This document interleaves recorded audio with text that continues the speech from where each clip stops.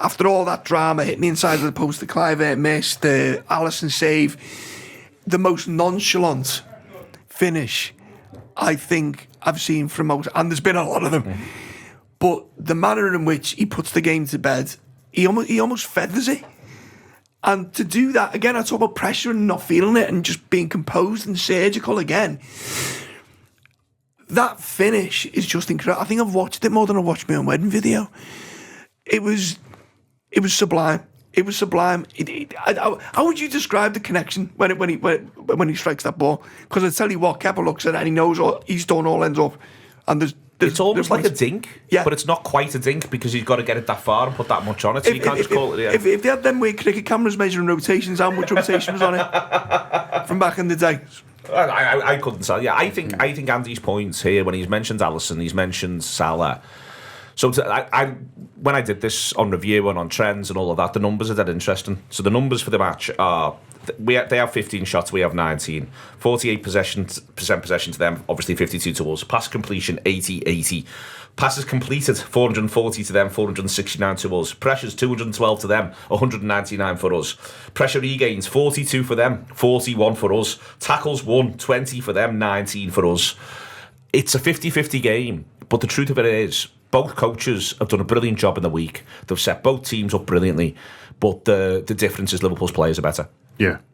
Liverpool's goalkeeper's better than their goalkeeper. Liverpool's centre-backs are better than their centre-backs. And Liverpool have got Mo Salah. And Semenyo, who was rightly much vaunted, and Clive Hurt, who's having a really good season, is not as good as Mo Salah. And that is the truth of why Liverpool win this game. So we've talked before about the manager and the impact he's had. I'm 100% he should be praised to the skies. But there are some football matches you win simply because your footballers win them for you. And they look after the moments better. And they're just better players. And this is 100% one of them. You know, so I don't entirely almost feel as though, I understand why Andy says it, it feels like things go for us, and they do a little bit. But the reason why things go for us is because we've just got better players. And there's times where it can almost sound a bit reductive to say that we talk about the game now in so many ways, but as those numbers tell you, the key difference is in the key moments, and I've got loads of sympathy for him, by the way, Lewis Cook, because he's not a right back.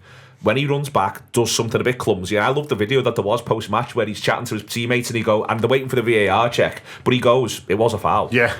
Because he's not an idiot, Lewis Cook. He's a clever footballer. And just being honest with his mates as you would do on a Sunday and go, yeah, it was a foul. I'm sorry about that. And he knows you just have to clip someone when they're going at that speed and they go. But he does it because when you play holding midfield, you're very rarely in that position. But he's been pressed into service at right back. And this isn't me saying Lewis Cook's a bad player. If you've been listening to the Anfield rap for long enough, you'll know I think he's great. But he doesn't play that position.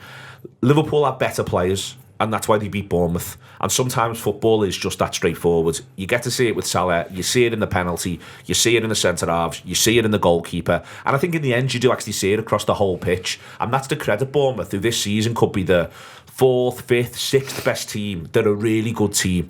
But Liverpool win this game because they've got better players, and there's a lot to be said for that. But you've still got to have it in you to win, though. Yeah. The point I'm making is... you got the moments. Listen, I love a comfortable Liverpool win. And the Bournemouth one was, I never thought we wouldn't win, which was weird.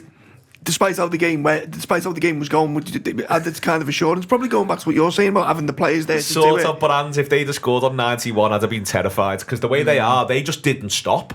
But they didn't, but they didn't exactly, and that's the thing. They didn't. They didn't. And yeah, just off the, and also one of the reasons it got lost in this. I didn't mention it. I mentioned at the top of it was Arsenal City later in the day, and just having knowing that you needed to get that win there because we hoped City would get a result against Arsenal. They didn't. But then, as you were talking about the Brentford game again, if you're Arsenal, they're going fucking out again because they would have been looking at that fixture. Yeah. Oh, hugely. Yeah. Go on, hang on.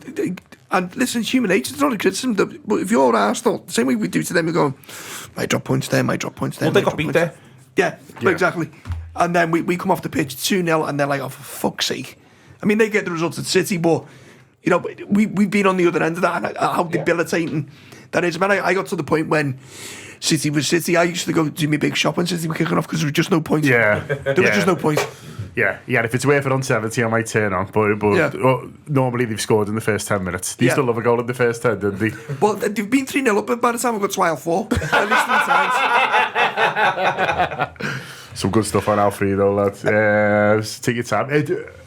a general theme sort of come out of this here, which is, well, I mean, there's been a few. You know, we've talked about different players stepping up at different times, but I think your big players count when it matters. And Neil talked there about, you know, just having, you know, we won the game because we had better footballers, and you can talk about tactics all you want, but you look at a manager like Ancelotti, he's made a career out of making his good players feel big, and I think that's something that Slot's done really well. He's done loads well this season. He's changed the style of play. He's got it together. He's got them playing well and confidently. And I talked before about how we approached those Madrid and City games like we were the superior team, and so he gives credit for all of that. But he seems to have made Mo Salah feel happy. Do you know what I mean? Like Mo Salah looks relaxed, he looks raring to go, and how he's managed these big personalities was possibly my biggest concern about him, because I thought, well, he's not.